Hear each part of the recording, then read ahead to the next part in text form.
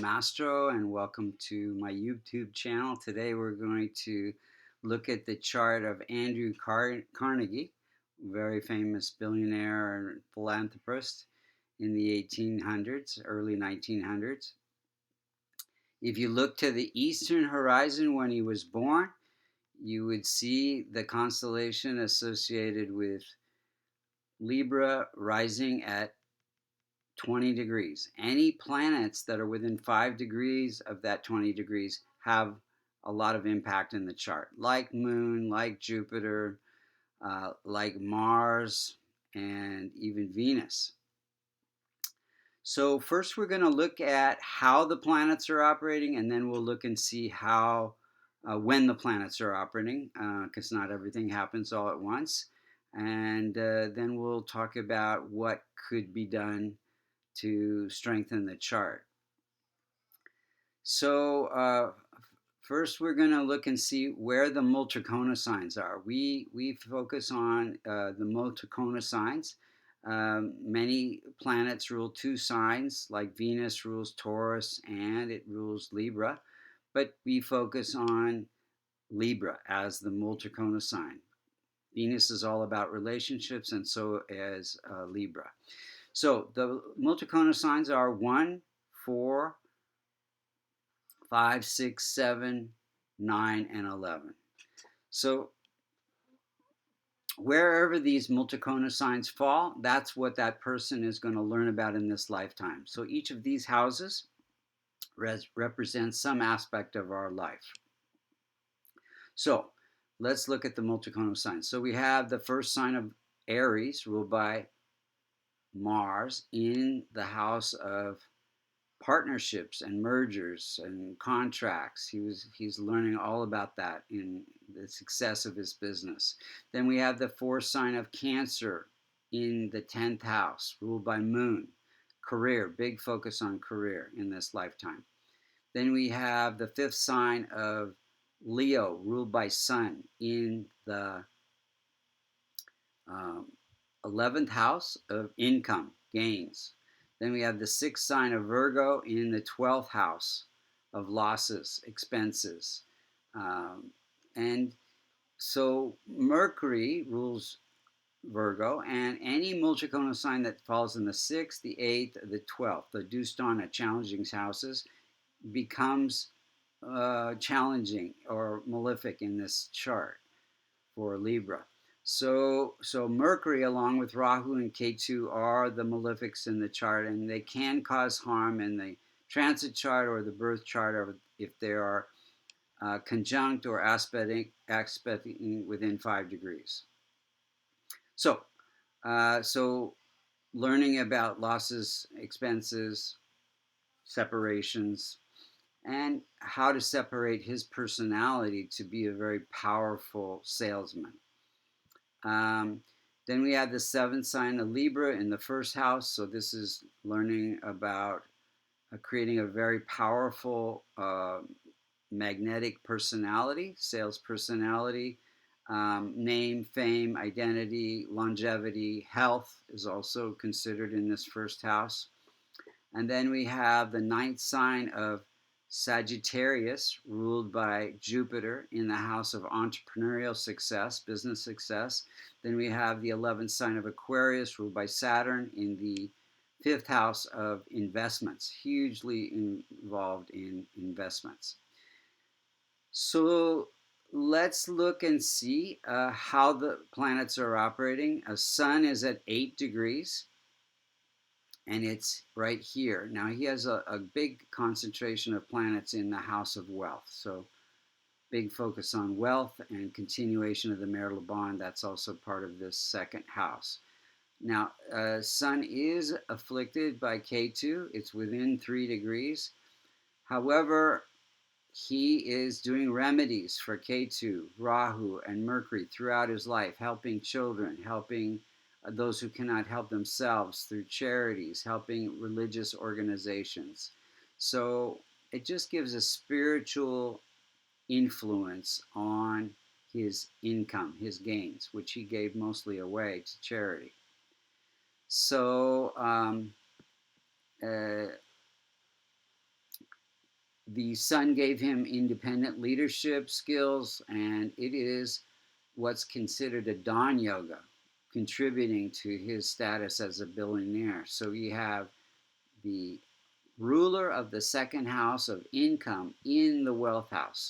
So that's basically creating a dawn yoga for wealth creation. Moon is at 20 degrees, close to that 20 degree, very, very close to the rising sign degree. So a lot of impact in the chart. It's very strong in his chart. It's ruling the house of career. So it says that he can have career through working with the public. So public trading companies and property is also part of this. It's placed in the fourth house of property, mother, home life. So it said that he was one of the main builders of America, basically. Now, Moon also represents mother. His mom had a big influence on him. She was actually the breadwinner in the household. His father wasn't very successful, and she really taught him how to be frugal. So that contributed. He said that contributed to his billionaire status.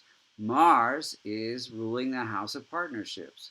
So Mars it's placed in that house of wealth. It is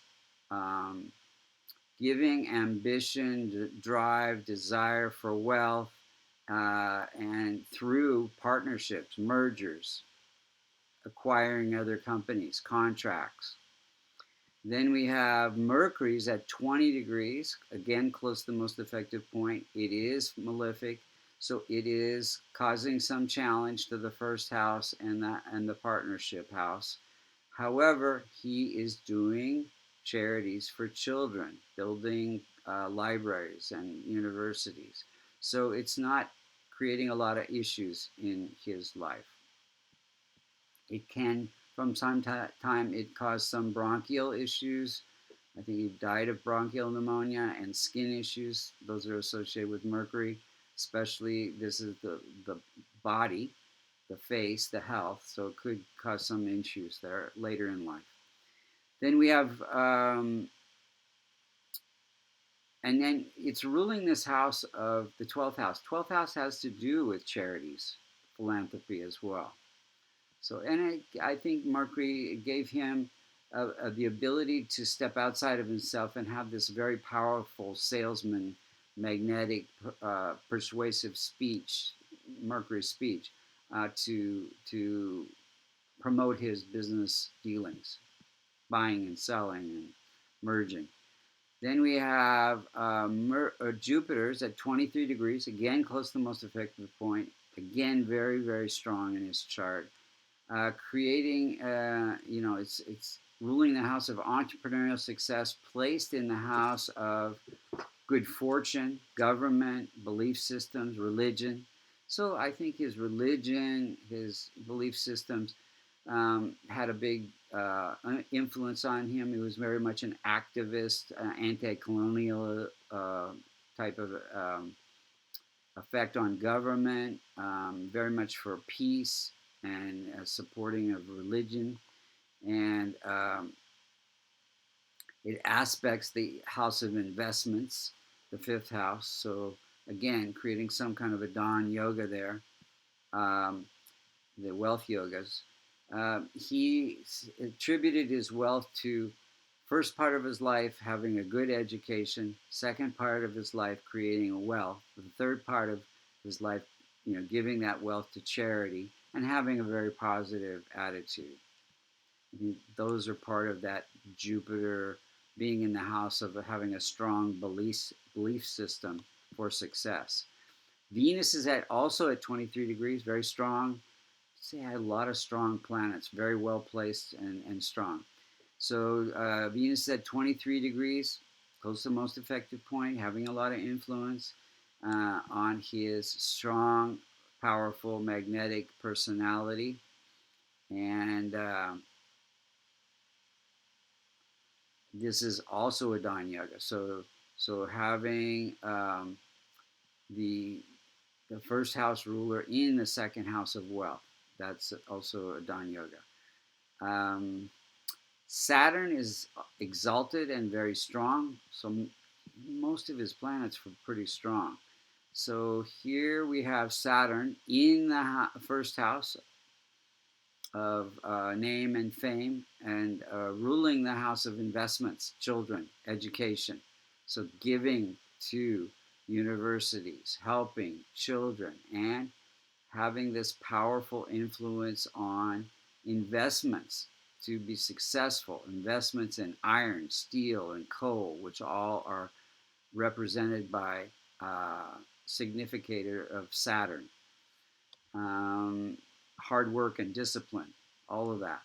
Rahu and K2, they are always 7 houses apart.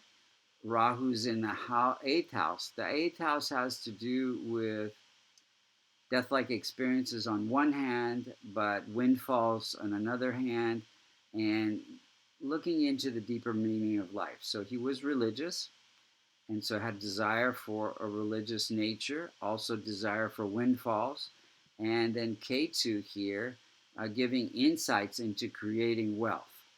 Wrote a couple, 3 books on creating wealth. So it's learning to balance the material nature through Rahu and the spiritual nature through K2. Now, let's look at the timing of events. He moved to the U.S. in 1848 during a Rahu period. Rahu, major changes in life, so relocation. Then we had, and then his mom, who he was very close to, died in 1886 during a Saturn-Mercury period. So Mercury, end of life, Saturn having to do with longevity. Then he got married in a Saturn K2 period. So again, Saturn giving, marriage and eventually children, ruling the house of children. K2 giving insights into creating a family. So this is also, the 2nd house represents family. And then had a daughter in 1897 during a Saturn Rahu period. So Saturn is children, Rahu desire for children. So then he created U.S. Steel by several mergers in 1901, and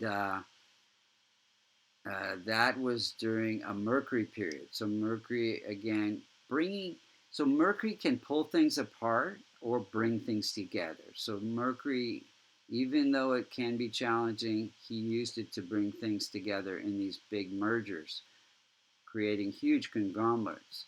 So he died of bronchial pneumonia in 1919, and that was during a K2 period. And if you look at the transit chart, so the inner circle is where the planets were when he was born, and the outer circle is where the planets were when he passed. So you see in the 8th house of death-like experiences, he has transiting K2 on top of natal Rahu. So this is creating huge impact on death-like experiences. So if we wanted to strengthen this chart, we would transform Rahu, K2, and Mercury, the malefics, by chants and charities. He's already doing that. He's giving huge donations to children's organizations, to universities, to libraries, built 3,000 libraries, and several universities. And then Rahu and K2 helping people who cannot help themselves, and K2 giving to spiritual organizations, which he did. So he's already doing that. But Sun, Mars, Venus, Saturn, Moon, and Jupiter could be further strengthened by wearing a yellow sapphire, a pearl, a blue sapphire, a diamond, a red coral for Mars, and a ruby for Sun, or wearing a kavash.